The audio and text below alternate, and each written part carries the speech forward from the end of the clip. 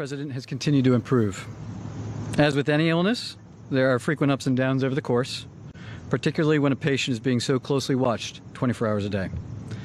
We review and debate every finding, compare it to existing science and literature, weighing the risks and benefits of every intervention, its timing, as well as any potential impacts a delay may have.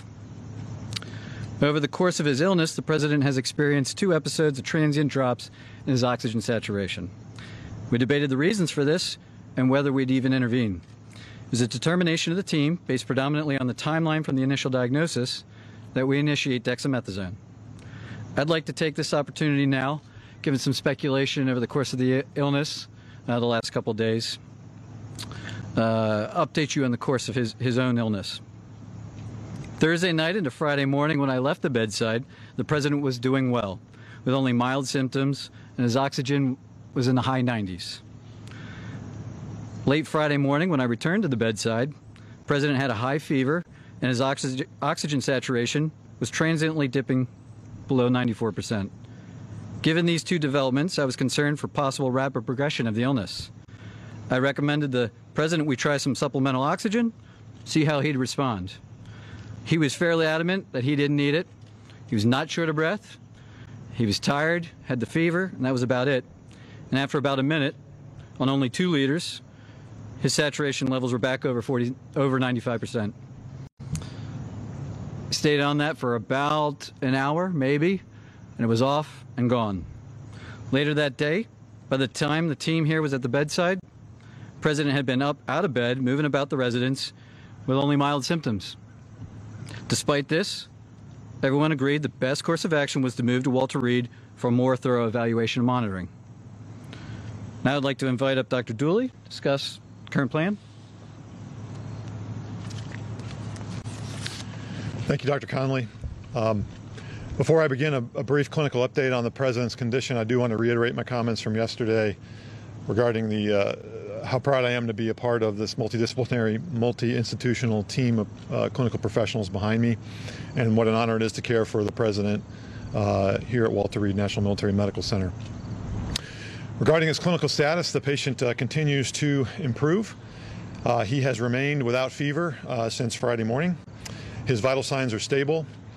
From a pulmonary standpoint, he remains on room air this morning and is not complaining of shortness of breath or other significant respiratory symptoms. He's ambulating himself, walking around the White House Medical Unit without limitation or disability. Our continued monitoring of his cardiac, liver, and kidney function demonstrates continued normal findings or improving findings. And I'll now turn it over to Dr. Garibaldi from Johns Hopkins to talk about our therapeutics and, again, our plan for the day.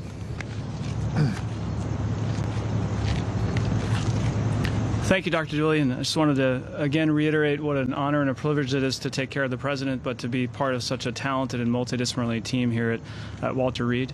The President yesterday evening completed his 2nd dose of remdesivir. He's tolerated that infusion well. We've been monitoring for any potential side effects, and he has had none that we can tell. His liver and kidney function have remained normal, and we continue to plan to use a 5-day course of remdesivir. In response to transient low oxygen levels, as Dr. Connolly has discussed, we did initiate dexamethasone therapy, and he received his 1st dose of that yesterday, and our plan is to continue that for the time being.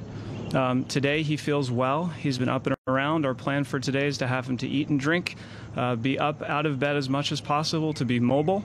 And if he continues to look and feel as well as he does today, our hope is that we can plan for a discharge as early as tomorrow to the White House, where he can continue his treatment course. Thank you very much, and I'll turn it over to Dr. Connolly for any questions. Just a moment, please.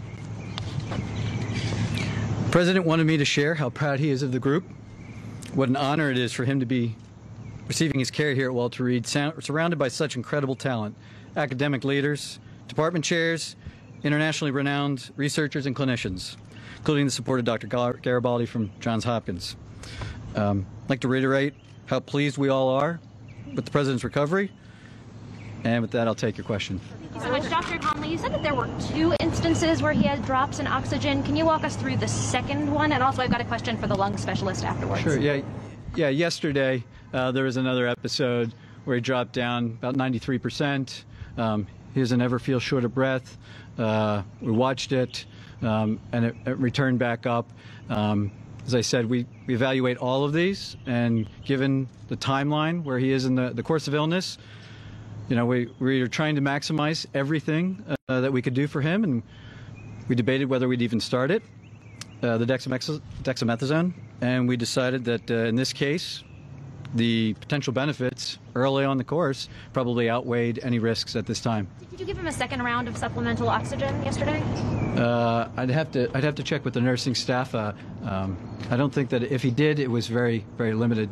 But he's not on oxygen, and the only oxygen that I ordered or that we provided was that Friday morning initially. And about what time was that yesterday?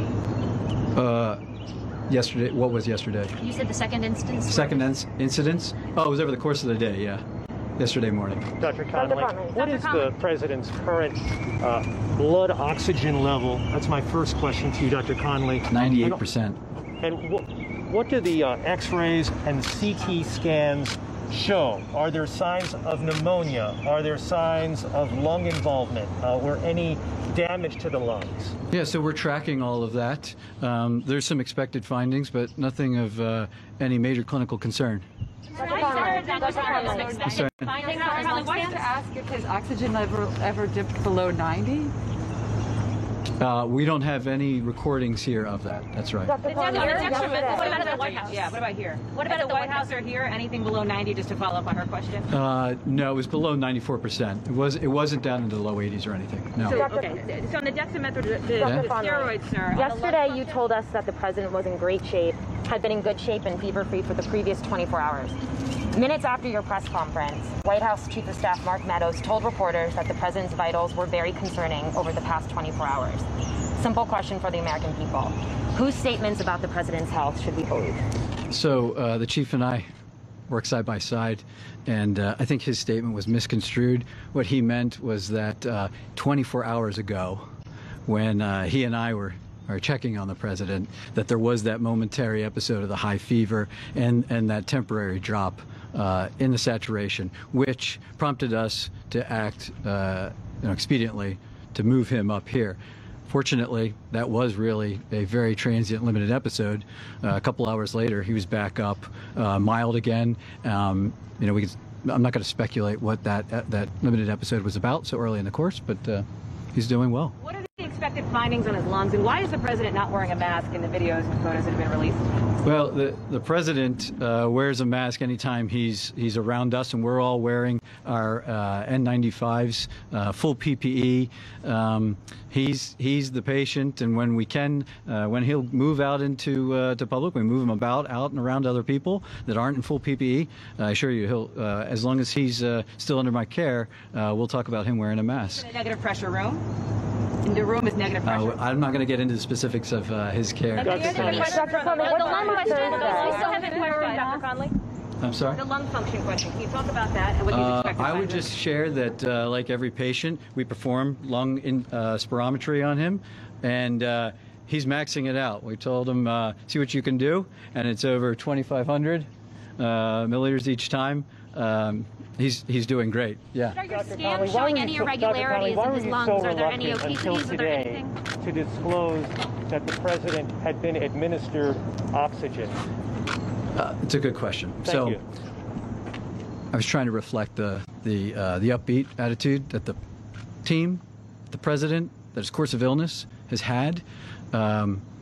I didn't want to give any information that might steer the course of illness in another direction, and in doing so, it came off that we were trying to hide something, which wasn't necessarily true. So here I have it. He is the fact of the matter is that he's doing really well. That he is responding, and as the team said, if everything continues to go well, we're going to start discharge planning back to the White House. That's it. Thank you, folks.